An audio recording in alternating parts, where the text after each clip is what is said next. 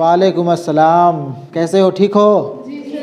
ठीक है। पढ़ाई लिखाई चल रही है ना? नहीं चल रही है तो अब शुरू कर देना है, बल्कि शुरू नहीं करना है बल्कि दौड़ाना है ना? पढ़ाई का स्पीड जो है अब ज़ोर पकड़ना चाहिए। एग्ज़ाम बिल्कुल अब करीब है और सिर्फ फिर हम बता रहे हैं अब एक एग्ज़ाम नहीं बल्कि 2 एग्ज़ाम का लोड तुम लोगों के सर है ना? पहले जो है टर्म 1 का ही एग्ज़ाम देना था, अब टर्म 1 के साथ साथ टर्म 2 का भी तुम लोग को एग्ज़ाम एक ही बैठक में एक ही साथ देना है, ठीक है ना? इसलिए पढ़ाई में अब कोई कोताही नहीं, बिल्कुल रेस हो जाना है ना? क्या हूँ करता है? हाँ ठीक है एकदम पढ़ेंगे, तैयारी कर रहे हैं बोलो, है ना? ठीक है। चलो क्या देखा पढ़ा जाए। सुन, हमको लगता है कि लगभग सिलेबस जो है लगभग है ना, लगभग जो है उधर हिस्सा नस्र और हिस्सा शायरी से लगभग हो चुका है। जो सिलेबस पढ़ना है अभी 75% हम लोगों का, उसमें से 75% तो कम से कम हो गया है ना? 75% जो है इस साल जो सिलेबस किया गया है घटा करके, उसमें से 75% हम लोग पढ़ा दिए होंगे, पढ़ लिए होंगे लगभग, है ना? हिस्सा नस्र हिस्सा शायरी में लगभग उधर हो चुका है। आज हम लोग जो है ऐसा करते हैं, इधर उर्दू अदब का इर्तका, इस किताब में देखोगे तुम लोग, उर्दू अदब का इर्तका एक पोर्शन है ना? देखो इस किताब में अगर देखा जाए तो 3 किताब यहाँ पे है। हालांकि एनसीईआरटी की किताब हम लोग देखते हैं ना, तो एनसीईआरटी की अलग अलग किताब है। एक नवाए उर्दू है, एक गुलजारे उर्दू है, और एक किताब उर्दू अदब की तारीख़ के नाम से, है ना? उर्दू अदब की तारीख़, वो उर्दू अदब की तारीख़ में वो भी एक अलग किताब है। हालांकि वो स्पेशली जो है वो 10वीं क्लास के लिए नहीं दिया हुआ है, वो 9वीं से लेकर के 12वीं क्लास तक के लिए एक ही किताब एनसीईआरटी की उर्दू अदब की तारीख़ के नाम से है ना? उसमें क्या है कि उसमें उर्दू ज़ुबान का आगाज़ व इर्तका, उर्दू अदब का आगाज़ व इर्तका, है ना? और उर्दू अदब में जो हिस्सा नस्र और हिस्सा शायरी हम लोग कहते हैं, तो उर्दू नस्र का आगाज़ व इर्तका, उर्दू नस्र की शुरुआत कब हुई, है ना?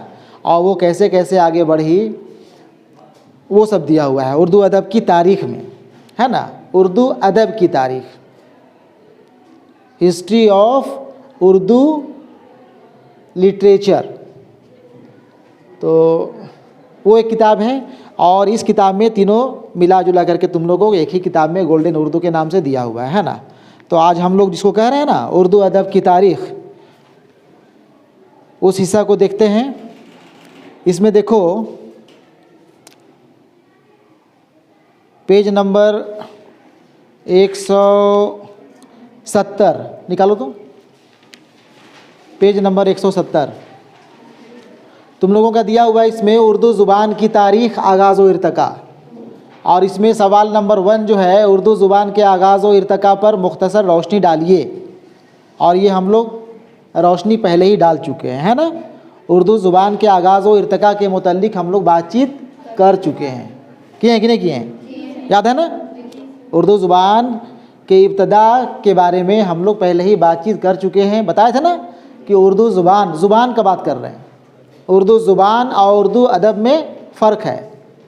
यहाँ उर्दू ज़ुबान के मुतल्लिक़ हम लोग पहले ही बातचीत कर चुके हैं। उर्दू ज़ुबान के आगाज़ को लेकर के याद होगा हम बताए थे कि मुख्तलिफ़ माहिरीन का अलग अलग नज़रिया रहा है ना? मुख्तलिफ़ माहिरीन जो है, जो माहिर लिसानियात होते हैं, ज़ुबान के माहिर हैं, ज़ुबान के ऊपर रिसर्च करने वाले हैं, उन लोगों ने उर्दू ज़ुबान के आगाज़ को लेकर के अलग अलग नज़रिया पेश किया था। किसी का नज़रिया याद है तुम लोगों को? किसी का नज़रिया याद है? उर्दू की इब्तदा दक्कन में हुई, ये कोई कहे थे ना?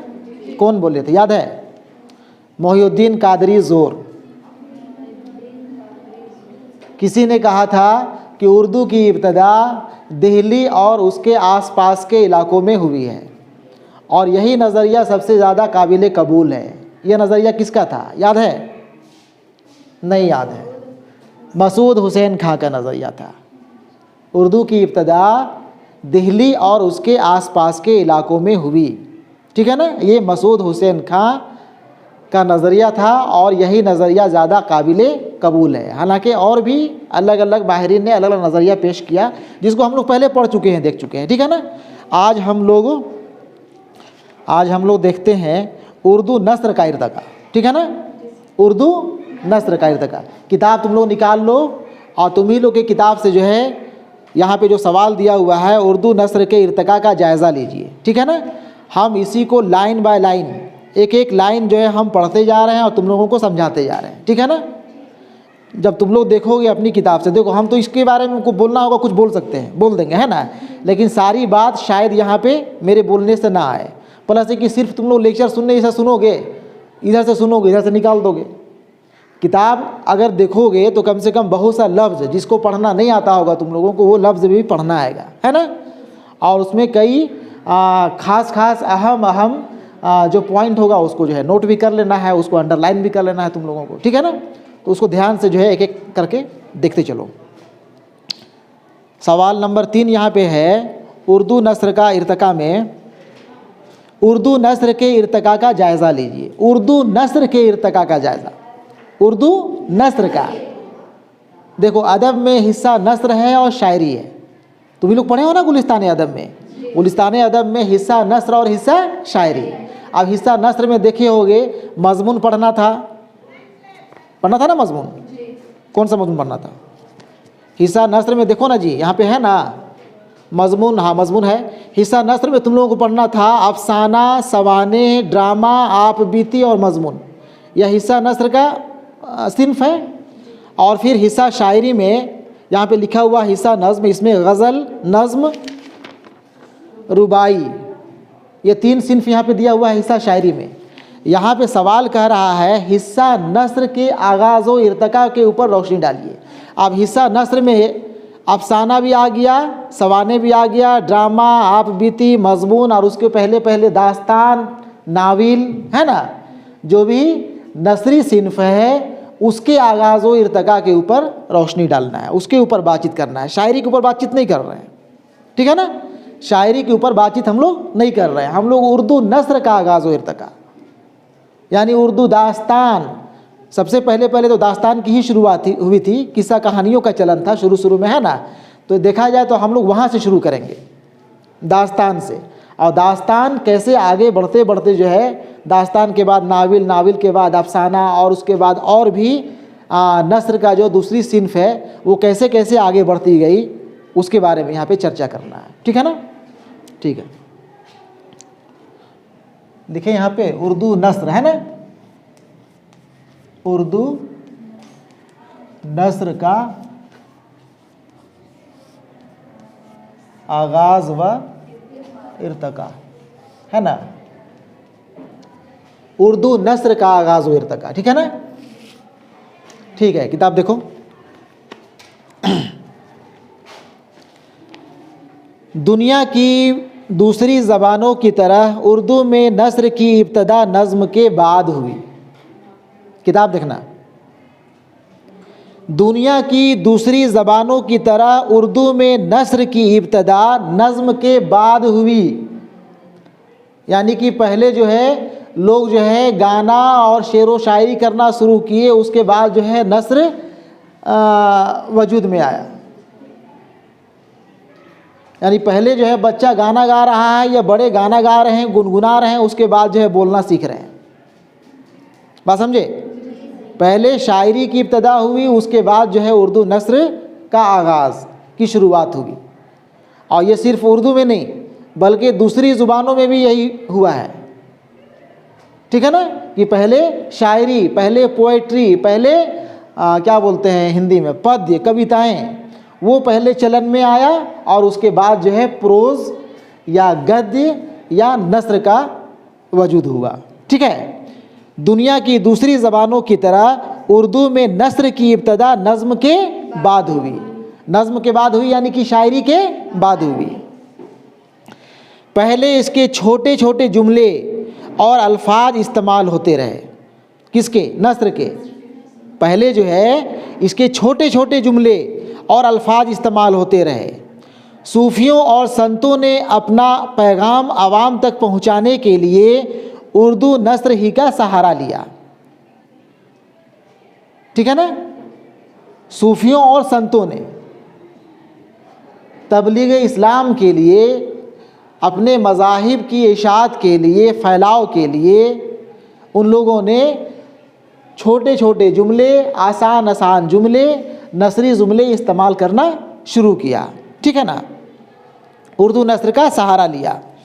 उर्दू में यूँ तो तसव्वुफ़ का रिसाला, तसव्वुफ़, उर्दू में यूँ तो तसव्वुफ़ का रिसाला मिराजुल आशिकीन भी मिलता है, लेकिन सबसे पुरानी नसरी दास्तान मुल्ला वजही की सबरस है। उर्दू की सबसे पहली नसरी किताब, ध्यान से सुनोगे, उर्दू की सबसे पहली नसरी किताब या दास्तान की किताब किसे माना जाता है, किसे कहा जाता है? सबरस को। ठीक है ना। सबरस, ये सबरस जो है मुल्ला वजही के ज़रिया लिखी गई उर्दू नस्र की पहली किताब है। ठीक है ना। उर्दू दास्तान की पहली किताब है जिसमें तमसीली अंदाज में तसव्वुफ़ के नकात बयान किए गए हैं। उर्दू के नसरी अदब में इस किताब को बड़ी अहमियत हासिल है। चूँकि नस्र की ये पहली किताब है ना, इसलिए उर्दू अदब में इस किताब को काफ़ी अहमियत हासिल है। ठीक है ना। आगे देखो, इधर शुमाली हिंद में, शुमाली हिंद यानी कि उत्तरी हिंदुस्तान में, उत्तर भारत में, ठीक है ना, इधर शुमाली हिंद में रसाइल तसव्वुफ़ से कता नज़र सबसे पहली नसरी तसनीफ़ 1731 ईस्वी में फजल अली फजली की करबल कथा है। शुमाली हिंदुस्तान की, उत्तरी भारत की पहली नसरी किताब। ध्यान देना, वो मुल्ला वजही जो है वो दक्कन के मुसन्निफ़ थे, दास्तान निगार थे, लिखने वाले थे, दक्कन के, दक्कनी हिंदुस्तान के। ठीक है ना। और दक्कन में ही उर्दू शायरी की इब्तदा हुई, और जहाँ उर्दू शायरी की इब्तदा हुई, जाहिर सी बात है कि वहाँ भी कोई ना कोई नसरी ज़बान में लिखने वाले, है ना, नस्र में काम करने वाले थे। तो वहाँ मुल्ला वजही तो सबरस सबसे पहले लिखे, लेकिन शुमाली हिंदुस्तान में, ठीक है ना, उत्तरी हिंदुस्तान में, जिस इलाके में इधर का इलाका आता है, हम लोग तो पूर्वी हिंदुस्तान में हैं, ठीक है ना, या हम लोग उत्तर पूरब में कह सकते हो, झारखंड बिहार का इलाका, शुमाली हिंदुस्तान, उत्तर प्रदेश, दिल्ली, पंजाब, है ना, जम्मू कश्मीर के इलाका, उत्तरी हिंदुस्तान, उस तरफ जो है सबसे पहले जो नसरी किताब आई वह किताब फजल अली फजली की करबल कथा है। ठीक है ना। करबल कथा शुमाली हिंदुस्तान में लिखी जाने वाली पहली नसरी किताब वो क्या है? क्या है? जोर से बोलो ना जी, इतना धीरे बोलती है ना। करबल कथा, ठीक है ना, एकदम ऐसा बोल रही हो ना जैसे कि आराम से, एकदम करबल कथा है ना। आई किनका लिखा हुआ है? फजल अली फजली। बोलोगे तो याद भी होगा, ठीक है, फजल अली फजली, फजल अली फजली, याद रखना। सबरस को उर्दू नस्र की पहली किताब तो हम लोग कह सकते हैं, लेकिन अगर शुमाली हिंदुस्तान में कहा जाए तो शुमाली हिंदुस्तान में करबल कथा उर्दू नस्र की पहली किताब है। ठीक है ना। इधर शुमाली हिंद में रसाइल तसव्वुफ़ से कता नज़र सबसे पहली नसरी तसनीफ़ 1731 ईस्वी में, कब ये किताब लिखी गई थी? 1731 ईस्वी में फजल अली फजली की करबल कथा है, जो दरअसल रौजतुश्शुहदा का फ़ारसी से उर्दू में आज़ाद तर्जमा है। ये फजल अली फजली की ओरिजिनल किताब है ना, बिल्कुल उनकी तसनीफ़ नहीं कहा जाए, बल्कि ये तराजिम, रौजतुश्शुहदा, फ़ारसी की जो किताब थी रौजतुश्शुहदा, उसका ये तर्जमा है करबल कथा। ठीक है ना, ठीक है ना। फजल अली फजली की करबल कथा है, जो दरअसल रौजतुश शुहदा का फ़ारसी से उर्दू में आज़ाद तर्जमा है। फजली की इस किताब से शुमाली हिंद में बाकायदा उर्दू नस्र का आगाज़ होता है। फजल अली फजली की करबल कथा से शुमाली हिंदुस्तान में, उत्तरी भारत में बाकायदा है ना उर्दू नस्र का वो आगाज़ हो रहा है, ठीक है ना, इसकी शुरुआत हो रही है। इसके बाद शाह रफ़ीउद्दीन शाह अब्दुल कादिर के कुरान पाक के तराजिम और उसकी तफासिर के उर्दू तर्जमे मिलते हैं।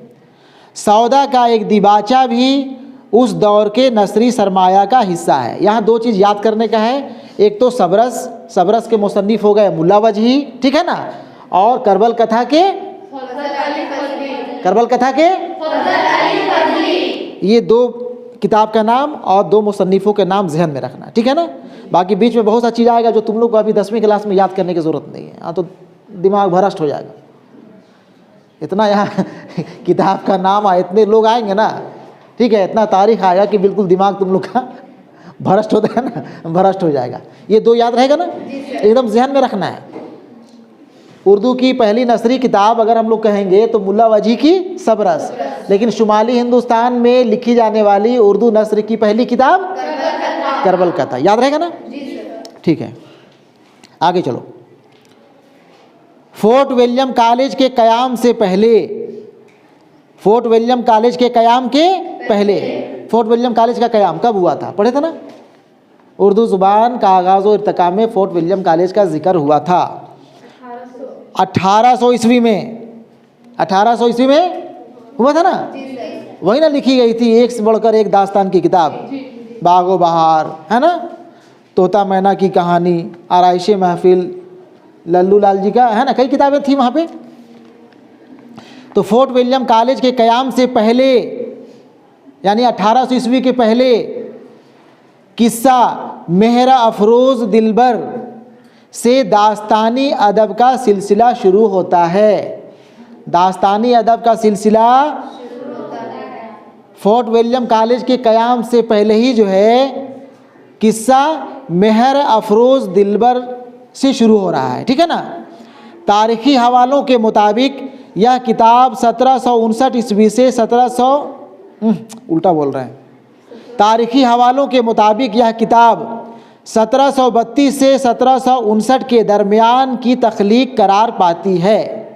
1732 से 1759 के बीच किस्सा मेहर अफरोज़ दिलबर ये दास्तानी किताब लिखी गई थी, है ना। एग्जैक्ट डेट इसका पता नहीं है, इसलिए यहाँ पे जो है 1732 से 1759 का डेट दे दिया है, ठीक है।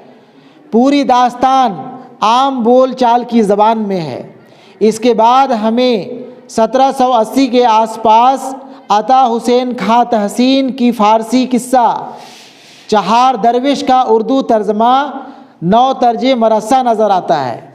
देखो ये 1780 ईस्वी के आसपास अता हुसैन खां तहसीन, सब याद नहीं रहेगा, अता हुसैन खां तहसीन की फ़ारसी किस्सा चहार दरवेश, इसका तर्जमा 9 तर्ज़े मरस्सा के नाम से किया गया। और एक इसी किताब का तर्जमा, यही 9 तर्ज़े मरस्सा का तर्जमा या किस्सा चहार दरवेश का तर्जमा फोर्ट विलियम कॉलेज में मीर अमन देहलवी बागो बहार के नाम से किए थे। वो याद है ना, बागो बहार भी असल तसनीफ़ नहीं है, असल किताब नहीं है, बल्कि वो फ़ारसी किताब चहार दरवेश का तर्जमा है, ठीक है ना। 9 तर्जे मरस्सा नज़र आता है। 1794-95 ईस्वी में मेहर चंद उर्दू को 9 आइन हिंदी देते हैं। इसके बाद शाह आलम सानी आफ्ताब की किताब अजायबुल कसस और शाह हुसैन हकीकत की जज्बे इश्क तसनीफ़ हुई। इन तमाम दास्तानों से एक तरफ उर्दू नस्र के सरमाया में इजाफ़ा हुआ तो दूसरी तरफ अंदाज़े बयान में सादगी, रवानी, सलासत और दिलकशी पैदा हुई, ठीक है ना। देखो उर्दू दास्तान या उर्दू नस्र कैसे कैसे आगे आगे आगे बढ़ रही है, ठीक है। और आगे चलो, यहाँ पे कोई बात तुम लोग समझे नहीं समझे पता नहीं, और हमको लगता है कि याद भी शायद तुम लोग को नहीं हुआ होगा, नहीं रहे, कोई बात नहीं, आगे बढ़ो। जहाँ जो याद रखना होगा, जो बहुत इंपॉर्टेंट होगा, उसको हम नोट कर देंगे या उसके ऊपर जोर देंगे, बताएंगे, है ना। 1800 ईस्वी में फोर्ट विलियम कॉलेज कायम हुआ, आया ना। फोर्ट विलियम कॉलेज याद रखोगे, फोर्ट विलियम कॉलेज कब कायम हुआ? 1800 ईस्वी में। कब कायम हुआ जी? 1800 ईस्वी में। ध्यान यहाँ रहे तुम लोग का। 1800 ईस्वी में फोर्ट विलियम कॉलेज का कयाम हुआ, है ना। एकदम जहन में रखना है, बहुत इंपॉर्टेंट ये है फोर्ट विलियम कॉलेज, उर्दू के हवाले से, ठीक है ना। फोर्ट विलियम कॉलेज का कयाम 1800 ईस्वी में हुआ, जहाँ से मुख्तलिफ अदीबों के ज़रिया तसनीफ़ व तालीफ़ और तराजिम का काम शुरू हुआ। यहीं से फोर्ट विलियम कॉलेज से मुख्तलिफ किनके ज़रिया? अदीबों के ज़रिया, नस्र निगारों के ज़रिया, है ना। तसनीफ़ व तालीफ़ और तराजिम का काम शुरू हुआ। यहाँ मीर अमन ने बागो बहार लिखी, यहाँ मीर अमन ने बागो बहार लिखी। बागो बहार भी असल में तर्जमा ही है, लेकिन जब उसे पढ़ते हैं या जो भी नकाद हुए हैं उसके ऊपर जो है टीका टिप्पणी करने वाले, उन्होंने कहा कि ये कहीं से नहीं लगता कि ये किताब तर्जमा है, बल्कि ये मालूम होता है कि ये बिल्कुल मीर अमन देहलवी की ओरिजिनल किताब है, उनकी तसनीफ़ है ना। यहाँ मीर अमन ने बागो बहार लिखी। इसके अलावा हैदर बख्श हैदरी की तोता कहानी और आराइश महफिल को बहुत शोहरत मिली। ये फोर्ट विलियम कॉलेज में ही लिखी जाने वाली किताब है, ठीक है ना। हाँ कि नहीं? हाँ, शांत है, इतना शांत, नहीं समझ रहे हो ना? सो रही है, चलो अब सोएगी तो हम क्या करेंगे, ध्यान दो, ठीक है। चलो जो भी जितना बात याद कर लो, बहुत काफ़ी। पढ़ना तो है ना, लिखना पड़ेगा, ऑब्जेक्टिव में भी आएगा, सब्जेक्टिव में भी आएगा। उर्दू नस्र का आगाज़ व इर्तिका के बारे में अगर 5-7 नंबर का सवाल पूछ जाए तो कुछ ना कुछ तो लिखना पड़ेगा ना, कुछ ना कुछ में ये सब पॉइंट अगर याद रहेगा तो इसी को बढ़ा करके, है ना, कि ये उर्दू नस्र की पहली किताब ये है ना, शुमाली हिंद में लिखी जाने वाली पहली किताब ये है, फिर फोर्ट विलियम कॉलेज का कयाम 1800 ईस्वी में हुआ, है ना, और उसमें जो है 2-3 मशहूर किताबें, जो किताबें लिखी गई हैं उनका नाम डाल देना है। तो लिखना तो पड़ेगा कुछ ना कुछ। अब मन नहीं कर रहा है, नहीं समझ में आ रहा है, करके बैठे रहोगे निराश मायूस, इससे काम चलने को नहीं है। चलो सुन लो थोड़ा सा और। 1800 ईस्वी में फोर्ट विलियम कॉलेज कायम हुआ, जहाँ से मुख्तलिफ अदीबों के ज़रिया तसनीफ़ व तालीफ़ और तराजिम का काम शुरू हुआ। यहाँ मीर अमन ने बागो बहार लिखी। इसके अलावा सुनो ध्यान से, सवाल पूछेगा फोर्ट विलियम कॉलेज में लिखी जाने वाली किन्हीं 3 किताबों का नाम बताएं, या फोर्ट विलियम कॉलेज से ताल्लुक़ रखने वाले 3 मुसन्निफ़ों के नाम बताएं। तो ये नाम जहन में रखना। पहला नाम मीर अमन देहलवी का, और इनकी मशहूर किताब बागो बहार, ये दास्तान है, ठीक है ना, दास्तान है, नाविल अफसाना नहीं है, दास्तान है, ठीक है ना। यहाँ मीर अमन ने बागो बहार लिखी। इसके अलावा देखो एक नाम है हैदर बख्श हैदरी, ये भी नाम काफ़ी इंपॉर्टेंट है, हैदर बख्श हैदरी। इनका नाम नहीं लिखे, मीर अमन का नाम याद रखोगे, मीर अमन का नाम याद रखोगे। इनकी किताब का नाम है बागो बहार, बागो बहार। हैदर बख्श हैदरी की किताब का नाम याद रखो, क्या नाम है? हैदर बख्श हैदरी की किताब का नाम तोता कहानी है कि आराइश महफिल है? आराइश महफिल है ना जी, तोता कहानी और आराइश महफिल। तोता कहानी इन्हीं का है।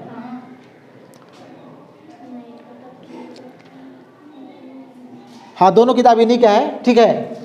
तोता कहानी और आराइश महफिल, एक आध नाम याद रखो ना, ठीक है। आराइश महफिल, और ये तो याद रह ही सकता है, तोता मैना की कहानी, तोता की कहानी नहीं याद होगा, लेकिन हैदर बख्श हैदरी, उनके साथ कौन, क्या नाम है? हैदर बख्श हैदरी का। इसके अलावा हैदर बख्श हैदरी की तोता कहानी और आराइश महफिल को बहुत शोहरत मिली। देखो, जो किताब को शोहरत मिली है, जो किताब काफ़ी मकबूल आम हुई, जिसे लोग पसंद किए, वही सब किताबों का यहाँ पे हम लोग चर्चा कर रहे हैं, नाम लिख रहे हैं, ठीक है ना। और यहाँ पे देखो, तुम लोग को लगता होगा बहुत तफसील से जो है उर्दू नस्र का आगाज़ व इर्तिका जो है सर बता रहे हैं या यहाँ लिखी हुई है, ये तो बहुत शॉर्ट है। उर्दू अदब की तारीख़ जो है बाज़ाब्ते मोटी मोटी किताब है, और एक दो मुसन्निफ़ ने कई लोग हुए उर्दू अदब की तारीख़ लिखने वाले। जमील जालबी की किताब है उर्दू अदब की तारीख़, वो कई वॉल्यूम में है, इतनी मोटी मोटी किताब है, जिसमें शुरू से लेकर के जो है अब तक का जो है सबों का जिक्र है, उर्दू अदब का पूरी तारीख़, उर्दू का इतिहास है ना। अब पढ़ना पड़ता है आगे जा कर के, हालांकि लोग पढ़ते नहीं हैं, कितना लोग पढ़ने वाले हैं, है ना, काम चला लेते हैं, नोट्स वगैरह ये वो यहाँ वहाँ पढ़ करके, ठीक है, लेकिन है किताब। यहाँ तो बहुत शॉर्ट में दिया हुआ है ना, 2-3 पेज में तुम लोग का काम ख़त्म। सरसरी जायज़ा यहाँ पे हम लोग ले रहे हैं, ठीक है, मोटी मोटी चीज़ को हम लोग यहाँ पे देख रहे हैं, समझ रहे हैं। कहाँ चला गया जी। मीर अली अफसोस ने गुलिस्तान का तर्जमा बाग़े उर्दू और खुलासुत तवारीख का तर्जमा आराइश महफिल के नाम से किया। मीर बहादुर अली हुसैनी ने सहरुल बयान को उर्दू नस्र में लिखा और नस्र बेनज़ीर नाम रखा। इसके अलावा भी बहुत सी नस्री किताबें फोर्ट विलियम कॉलेज में लिखी गई, ठीक है ना, फोर्ट विलियम कॉलेज में लिखी गई। यही फोर्ट विलियम कॉलेज में लिखी जाने वाली 2-3 किताब का नाम तुम लोग को याद रखना है, और 2-3 मुसन्निफ़ों के नाम याद रखने हैं, ठीक है ना, याद रहेगा ना। इन किताबों की नस्र सादा और सलीस थी। इन किताबों की नस्र सादा और सलीस थी, यानी कि आसान ज़ुबान में लिखी गई किताबें थी, आसान ज़ुबान में, जिसे लोग पढ़ करके समझ सके, ठीक है ना। इन किताबों की नस्र सादा और सलीस थी, इसलिए उर्दू की तारीख़ में फोर्ट विलियम कॉलेज की अहमियत से इनकार नहीं किया जा सकता, ठीक है ना। फोर्ट विलियम कॉलेज की तारीख़, फोर्ट विलियम कॉलेज का हम लोग इनकार नहीं कर सकते हैं। अदबी तारीख़ में फोर्ट विलियम कॉलेज का काफ़ी अहम रोल रहा है उर्दू नस्र के आगाज़ में, ठीक है, और उर्दू के आगाज़ व इर्तिका में, ठीक है ना। और देखा जाए कि छोड़ दिया जाए। कितना टाइम हुआ? 9-10 हो गया, तो ठीक है, ख़त्म किया जाए। चलो ठीक है।